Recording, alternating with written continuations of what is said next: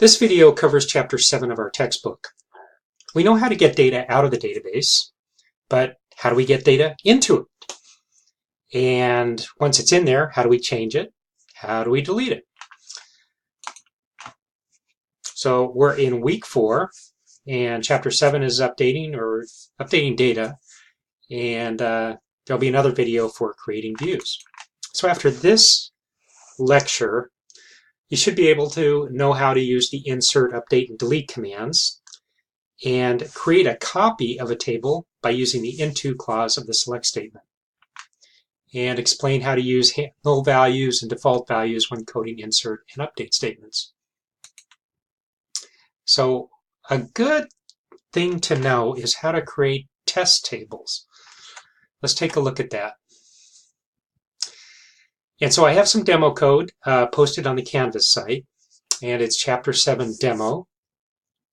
Before you run it, it would be a good idea to run the create SQL or create AP script, and that way you start out with a clean database for this demonstration. And first thing we're going to do is just check if we have a copy of a vendor copy table, because we're going to be doing something with it. And if we don't delete it, then it's going to screw things up. So I'm going to check for that with this code. And then if it exists, it'll delete it, drop the table. If it doesn't exist, then it's just going to ignore it. So this is the command. So select star into vendor copy from the vendors table. So the vendor copy table does not exist yet, but as soon as I run this, it does, and it copied all the rows from the vendors table into there. And same thing, we're going to do an invoice copy table, and this copies all the invoices from the invoices table into the invoice copy table. You can imagine how useful this is when you're running some test queries and you don't want to screw up your production data or your tables that are in good shape. So you can just make copies of them. Super simple. So we already did this. And I think the invoice copy table already exists, so we can't run that again. You can also make partial copies of data. So in this case, we don't want all the invoices. We just want the invoices that have been paid. So we have a new table we're calling old invoices. So we've just created a new table. And you can use more logic before you put data into the new table. So in this example, we're going to create a table that has summary data from the invoices table. And again, if the table that you're copying into, it can't exist yet. If you want to copy into that, you have to make sure it doesn't exist. You can drop it if it does exist. One thing to keep in mind is that when you use the select into to create a table, only the column definitions and data are copied. Definitions of primary keys, foreign keys, indexes, default values, and so on are not included in the new table. So it's not a complete copy, but it does copy the data. So in this case, we're copying into a new table, vendor balances, from the invoices table, where the invoices have been paid, and we are summing the invoice totals by vendor. So you have some flexibility when you use this select into logic. Now let's take a look at insert. So, how does data get into the table?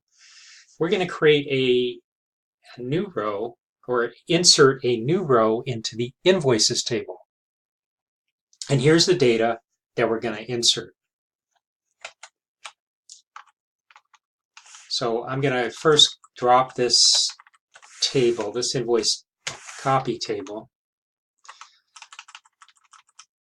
And the syntax is insert into the invoice copy table, or the name of the table, the values. Now, if you have an identity column as your first column, primary key, very typical, then you don't give a value because it's going to automatically increment and provide the value for you. So you don't provide the value for that identity column, which is the invoice ID, which is the primary key, because that's automatically going to be provided because it's an identity column.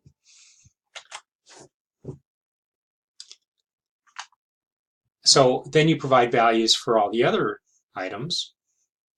And since you don't put any column names here, given a column list, you have to follow the order of the fields that are in the table. So this 97 and then the next number 4, 5, 6, 7, 8, 9 apply to the vendor ID and the invoice number. They just follow the same order that exists in the table. So let's go ahead and run that. Aha! Let me fix that. I'm going to pause this for a second. Okay, we're back. So I shouldn't have dropped that table beforehand. So now I do have an invoice copy table that exists, and I'm going to insert some data into it. So that's the syntax. Insert into the table name and then the values that you want to use. So this is one option for inserting data where you don't define what the column names are. You just follow the order of the columns that are in the table. The second option is you do say what the names of the columns are. And if you do that, then you could change the order of the columns. But when you actually insert the values, they have to obviously match the order that you specified in this column name list. So two options. One, you don't specify the column names. Two, second option is you do. Okay? And you can insert multiple rows of data with the insert into. So the previous examples, we just inserted one row, and in this case, we're going to insert multiple rows. Okay.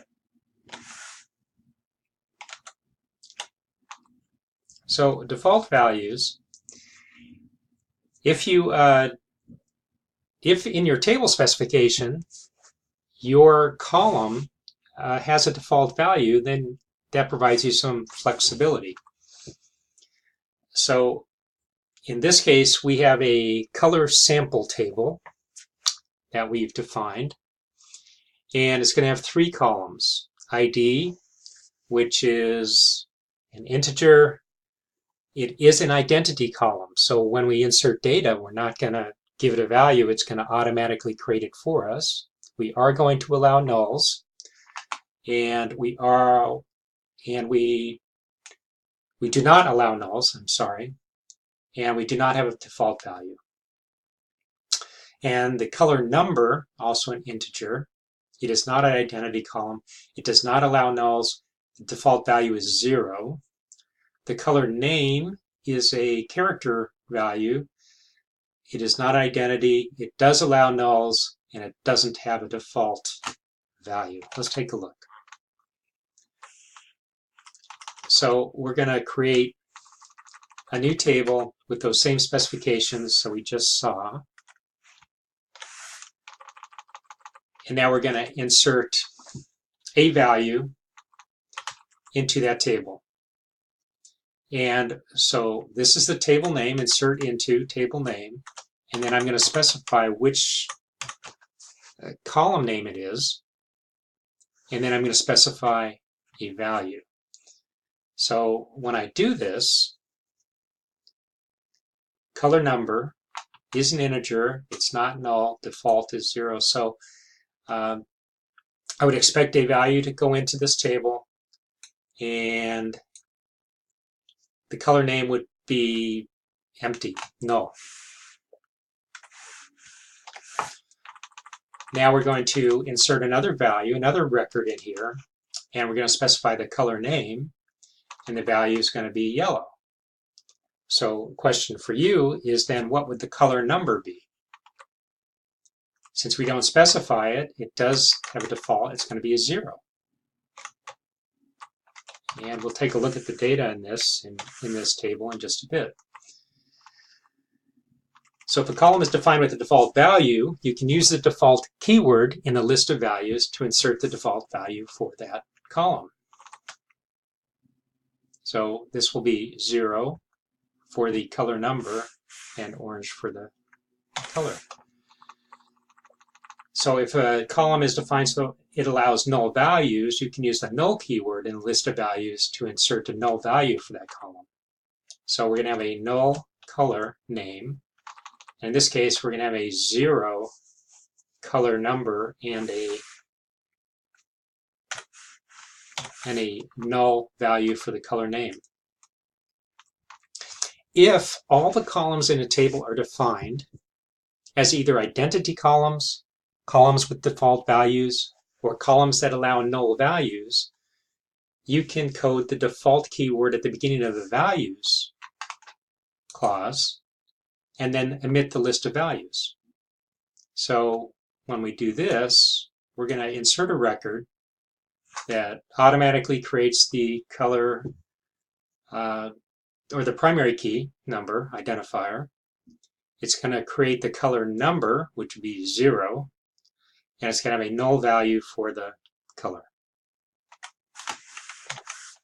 So let's take a look at that table and see what we got in there.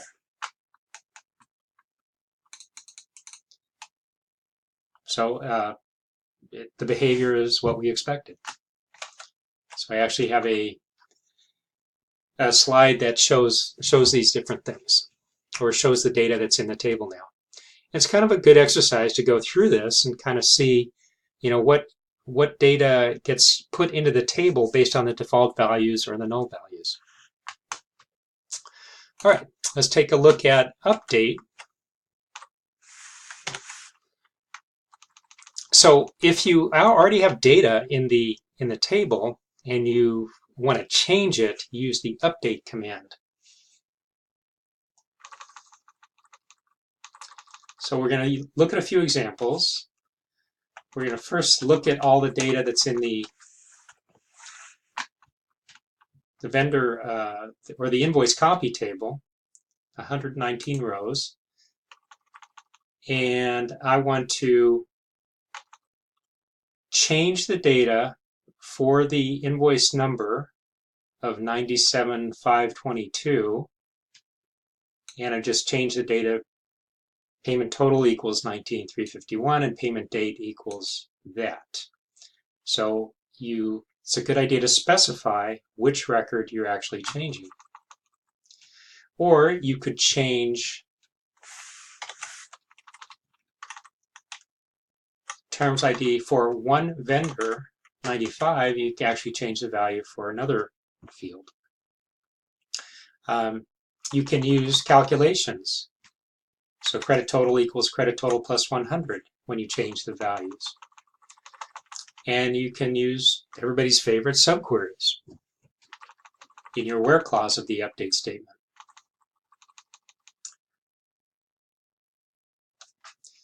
Okay, and finally there's the delete.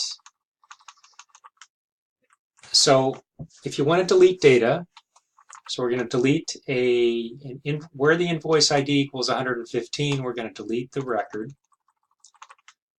If you want to delete all the invoices for a vendor, you can use that in the where clause, that search condition. You can also use some logic, some mathematic logic in the search condition. Be careful though, if you don't put anything in the where condition, you're going to delete all the rows of the data. Okay, that's it for this video.